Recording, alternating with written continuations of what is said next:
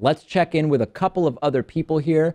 We are taking your calls at 617-830-4750. We will take our next caller who is, are you calling from New Hampshire? Might I be right about that?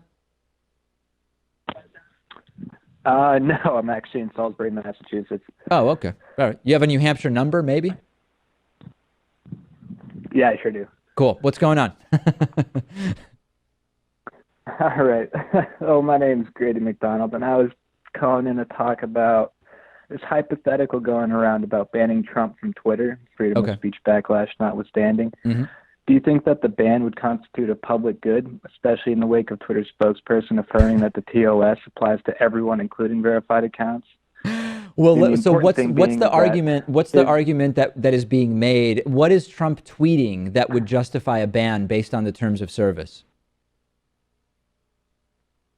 Well, you could definitely take a look at how he, kind of from a removed position, incites hate speech, hateful acts, definitely is guilty of targeting people as he calls out members of the press and other people who are critical of him.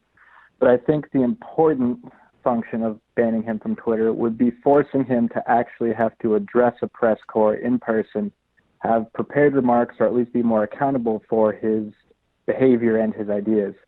Whereas if he shoots stuff off at 3 in the morning, he can backtrack, delete, and chalk it up to just being Twitter. Right. Listen, so a couple thoughts on this. One, yes, there would be an insane freedom of speech First Amendment backlash if that happened, and that would be incorrect because we're talking about Twitter. They have a terms of service. They can decide what users are allowed and what users are not allowed. I think that, Twitter banning him for the sole purpose of forcing him to have to face the press corps, I think that they would be severely critiqued for that because that would be actually manipulating the terms of service to serve some kind of political aim.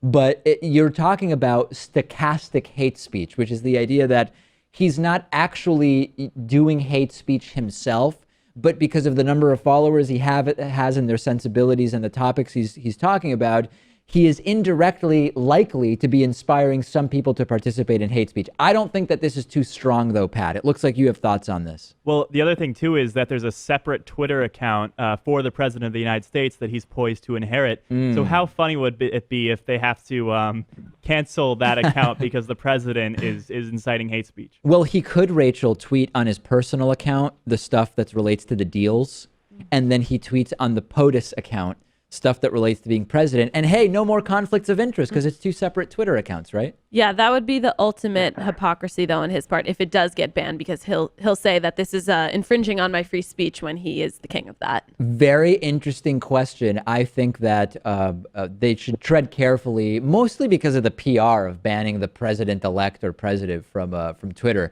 But really interesting question. Thanks so much for the call from Salisbury, Mass. Always good to check in with Salisbury. Hey, thanks, David. All right. Thanks so much.